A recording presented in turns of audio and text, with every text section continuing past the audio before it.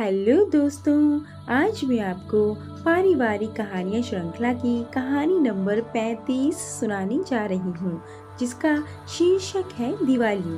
तो आइए दोस्तों, कहानी की शुरुआत करते हैं। पर कहानी सुनने के पहले कृपया वीडियो को लाइक, शेयर और चैनल को सब्सक्राइब करना ना भूलें। सुधा, दादाजी का पत्र आया है। सुधा, अरविंद ने दोबारा आवाज दी। दूसरे कमरे से सुधा के निर्देश की एवं खटर पटर की आवाजें आ रही थी। दिवाली की सफाई और रंगाई पुताई हो रही थी। 2 मजदूर अंदर लगे थे और सुधा उन्हें बीच बीच में बताती जाती थी। सुधा, अरविंद ने फिर आवाज देनी चाहिए। सुन लिया। कमर पर हाथ रखे सुधा दरवाजे पर चली आई, सिर पर तौलिया बांधे। क्या लिखा है? यही ना कि त्योहार में घर चले आओ। मुझे नहीं जाना, साफ मना कर दो। नहीं सुधा, ये बात नहीं है।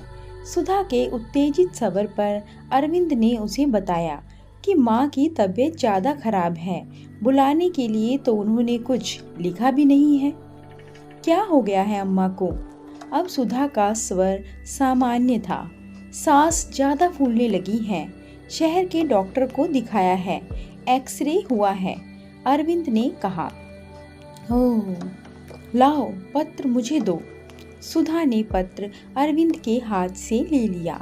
सुधा एवं अरविंद ने इस बार निर्णय लिया था कि हर बार की तरह गांव ना जाकर दिवाली यहीं मनाएंगे। आखिर 7 साल से वह यहाँ रह रहे हैं। यार लोगों में उठना बैठना है, पड़ोस में अच्छी जान पहचान है। जब मिलने मिलाने का वक्त आता है तो बोरिया बिस्तरा बांधकर गांव चल देते हैं। यह भी कोई बात हुई? इसी कारण सुधा की आग्रह पर अरविंद ने घर पत्र भेज दिया था कि वह दिवाली में गांव नहीं आ सकेंगे। पर ऐन दिवाली के 7 दिन पूर्व यह पत्र आ गया। शाम तक सुधा ने निर्णय सुना दिया कि अरविंद घर जाकर माँ को देख आए। वह यदि साथ में गई तो फिर त्योहार पर लौट नहीं पाएगी। सुधा यहीं रह जाएगी तो अरविंद को दिवाली पर वहाँ कोई नहीं रोकेगा। सुनो, रुकना नहीं, चले आना। अम्मा की तबीयत जरा संभले तो आ जाना। कह देना कि मजदूर लगे हैं सफाई में, वरना मैं जरूर आती। अरविंद सिर हिलाता हुआ चला गया। बिटिया मिन्नी 4 वर्ष की थी। वह और सुधा सिर्फ 2 लोग घर में रह गए। अरविंद धनतेरस पर भी नहीं आया। छोटी दिवाली आकर चली गई और फिर दिवाली का बड़ा पर्व भी आ गया। पर दोपहर तक अनिल नहीं आया। सारा घर मजदूरों की सहायता से धो पोंछ कर उसने एक एक झरोखे भी साफ कर लिए थे। ढेर सारे दीपों की बत्तियां यहाँ सजाएगी। 2-3 तरह की मिठाई बनाई थी। अपनी गृहस्थी में पहला पर्व मनाने की उमंग थी, पर अरविंद के ना आने पर वह बुझ गई। दिवाली वाले दिन किसी शोर पर उसकी नींद खुली। मिन्नी उसके गले में अपनी बाहें डाले बेधड़क सो रही थी। उसने मिन्नी को हौले से परे किया तो वह कुनमुनाई। पापा कहती हुई वह फिर सो गई। नीचे मकान मालिक के बेटे बहू जैसलमेर से आए थे। सुधा रुआंसी होने लगी। यदि अरविंद आज भी नहीं आया तो वह अकेली क्या करेगी? किसके लिए यह सब तैयारी करेगी? थोड़ी देर में मकान मालकिन एक तस्तरी में मिठाई सजाए हुए आ गई। जैसलमेर की प्रसिद्ध खोए की मिठाई है। आज मेरा घर भर गया बहू बच्चों के आने से। पर मासी, इतनी दूर से वे कानपुर हर साल आते हैं। कितना पैसा तो आने जाने में लगता होगा। सुधा ने कहा। बेटी, रिश्तों से बड़ा तो पैसा नहीं है।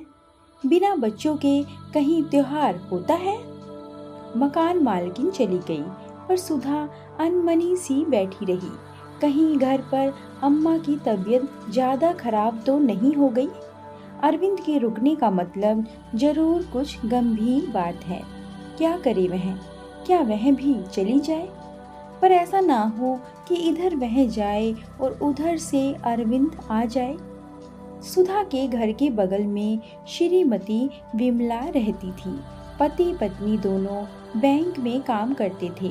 सुधा को देखकर उन्हें आश्चर्य हुआ। अरे भाभी जी, आप घर नहीं गई इस बार? नहीं, ये गए हैं। तो आप यहाँ अकेली क्या कर रही हैं? वह असल में बात यह हुई, सुधा अटपटा रही थी बोलने में। माँ की तबीयत खराब थी, इधर मजदूर लगे थे, इस कारण उन्हें ही जाना पड़ गया। तब तो आपको भी जाना था। वैसे आपके रहने से हमें भी अच्छा लगेगा। हम तो चेन्नई से इतनी दूर हैं कि बार बार जाना नहीं हो पाता। सुधा मन ही मन कुढ़ी। इनकी राय जाने किसने मांगी थी। एक तो अरविंद के ना आने से मन यूं ही उदास है, उस पर इनका भाषण। मिन्नी बार बार दरवाजे पर आती जब भी किसी रिक्शे की आवाज़ आती। कब आएंगे पापा, कहती हुई वापस आकर माँ की गोद से लिपट जाती। शाम 8 बजे अरविंद आया। पूरा घर अंधेरे में डूबा था, बस एक दिया टिमटिमा रहा था। आसपास के घरों में दीपों की झिलमिलाहट, पटाखे, फुलझड़ियों का शोर हो रहा था। यह अंधेरा क्यों कर रखा है? अरविंद ने घर में घुसते ही पूछा। तुम जो ना थे, उजाला करती भी तो किसके लिए? सुधा का सबर रुआंसा हो गया। माँ की हालत अभी ठीक नहीं हुई है। 2500 टेस्ट चल रहे हैं, पर दादाजी एवं माँ ने जबरदस्ती मुझे भेज दिया कि वहाँ त्योहार में बहू बच्ची के साथ अकेली होगी। त्योहार मनाया गया, पर वह उत्साह व उमंग ना थी जिसकी तैयारी सुधा ने बहुत पहले से कर रखी थी। अरविंद माँ की बीमारी की चिंता एवं सफर की थकान के कारण जल्दी ही सो गया। सुधा अपने मन की उलझन में उलझी रही। दिवाली के बाद सुधा गांव गई और पूरे 15 दिनों तक वहां रहकर उसने माँ की सेवा की। पर दिवाली का अगला पर्व आते आते फिर वही निर्णय सामने आ गया कि वह गांव नहीं जाएगी। इस बार अरविंद ने भी बिना कोई प्रतिरोध प्रकट किए इसे स्वीकार कर लिया। इस बार की दिवाली में सुधा ने खूब उत्साह दिखाया। अपनी तरफ से दिल्ली में रहने वाली जेठ जेठानी एवं गांव में माँ एवं देवर देवरानी को पत्र लिखा कि वह दिवाली यहीं कानपुर आकर मनाएं। शाम को दीप जलाए गए। मिन्नी के लिए पटाखे फुलझड़ी लाई गई, जिसे अरविंद एवं सुधा ने मिलकर जलाई। मिलजुल कर खाना खाया। मोहल्ले में 1-2 जगह मिलने भी गए, पर उन्हें अंदर से कुछ कचोटता रहा, जैसे दिवाली का यह पर्व कुछ खालीपन लिए हो। घर लौटे और उदास मन से ही सो गए। दिवाली के सूनेपन से घबराकर भी सुधा का निर्णय वही ढाक के 3 पात ही रहा। शुरू से त्योहार घर वालों के साथ मनाते रहे हैं, इसी कारण मन भटक रहा है। सोचा उसने अगली दिवाली पर जब अरविंद ने अपने दोस्तों को खाने पर आमंत्रित किया तो सुधा का मन प्रसन्न हो गया। चलो इसी बहाने त्योहार में चहल पहल रहेगी। अब तक मिन्नी 7 वर्ष की हो गई थी। गांव गए उसे भी वर्ष भर हो गया था, वह भी तब जब अम्मा का देहांत हुआ था। शाम तक सुधा ने ढेरों व्यंजन बना डाले, कुछ मद्रासी कुछ बंगाली। दोस्तों ने भाभी जी वहाँ क्या खाना कहकर चटकारे लेकर खाना खाया। खाने के पहले सबने थोड़ी थोड़ी शराब भी पी। अरविंद पीता नहीं था, पर दोस्तों के आगे उसकी एक ना चली। जब सुरूर चढ़ा और खाने का मजा आया तो बात 3 पत्तों पर आ गई। अरविंद ने पढ़ाई के दौरान एक आध बार छात्रावास में दोस्तों के साथ ताश खेला था। दोस्तों के चढ़ाने पर वह तैयार हो गया। फिर क्या था, सारी रात जुआ चलता रहा और जीत हार की नैया डगमगाती रही। जुआ जो शुरू हुआ तो सिर्फ एक दिन नहीं चला। जब तक छुट्टी रही, जुए की बैठक कभी अरविंद के घर तो कभी किसी दोस्त के घर लगती रही। सुधा को आश्चर्य इस बात पर होता है कि पुरुषों के साथ जुए में उनकी पत्नियां भी बढ़ चढ़कर हिस्सा लेती। अरविंद रात भर खेलता और दिन चढ़े तक सोता। सुधा अकेली उगती रहती, पर करती क्या। दिवाली पर अरविंद को छूट उसी ने तो दी थी। इसके पहले की जिंदगी कितनी अच्छी थी। शांत जीवन में जैसे भूचाल सा आ गया था। त्योहार पर घर जाते थे और छोटे मोटे पर्वों पर भी। मिन्नी के जन्मदिन या उनकी शादी की वर्षगांठ वह अपने तरीके से मनाते। मिन्नी के जन्मदिन पर गांव से अम्मा या दादाजी जरूर आते।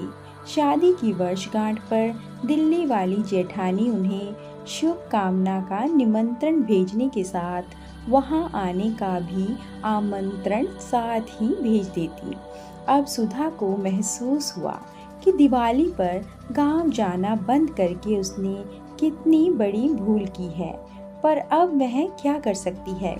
अब तो कहने पर भी अरविंद दिवाली पर घर चलने को राजी नहीं होता। गांव से देवर देवरानी का पत्र बराबर आता है, पर अरविंद दिवाली में कहीं जाना नहीं चाहता। आखिर उसने दादाजी को पत्र लिखा, जिसमें अरविंद की बिगड़ती हुई आदतों का भी जिक्र किया। जवाब में जो दादाजी ने लिखा वह एक कठोर सत्य था। उसमें अपनी संस्कृति, अपनी मर्यादा का उल्लेख था। दादाजी ने लिखा था, प्रिय बहुरानी, सदैव सौभाग्यवती रहो। तुम्हारा पत्र मिला। बेटी, सुख दुख जीवन के चक्र हैं। जरा सी तकलीफ में भाग्य को बीच मिलाकर उसे कोसना ठीक नहीं है।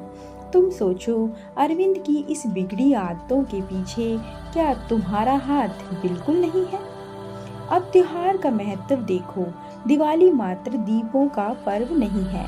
त्योहार इसी कारण बनाए गए हैं कि दूर दराज से रह रहे अपने परिवार के सदस्य इसी बहाने एक बार इकट्ठे होते हैं। वरना सोचो, बाहर निकलने के बाद क्या साल भर कोई यूं ही समय निकाल पाता है आने का। त्योहार ना हो तो शायद शादी ब्याह में ही लोग इकट्ठे हों, और शादी घर में हर वर्ष पड़े, यह जरूरी तो नहीं। दिवाली में खरीद की फसल कटती है, उसकी खुशी दीप जलाकर प्रकट की जाती है। इसी बहाने घर की सफाई पुताई भी हो जाती है। बरसात में कीड़े मच्छर बहुत हो जाते हैं, जो दीप में जलकर नष्ट हो जाते हैं। घर आने जाने से अपने परिवार के प्रति व्यक्ति का प्यार बना रहता है। अपनी प्रतिष्ठा का भय और बड़े बूढ़े के सम्मान का प्रश्न भी रहता है। बेटी, जो गलती हो गई है उसे दोहराना मत। अगली दिवाली तुम यहीं मनाओगी, लेने मैं स्वयं आऊँगा। तुम्हारा दादा। पत्र पढ़कर उसने एक लंबी सांस ली। पत्र मोड़कर उसने रख लिया और कैलेंडर पर दिवाली की छुट्टी के लाल निशान पर उसकी नज़र अटक कर रह गई। दोस्तों, कहानी कैसी लगी कमेंट कर ज़रूर बताएं, और ऐसी अधिक कहानियों के लिए कृपया वीडियो को लाइक, शेयर और चैनल को सब्सक्राइब करना ना भूलें। धन्यवाद।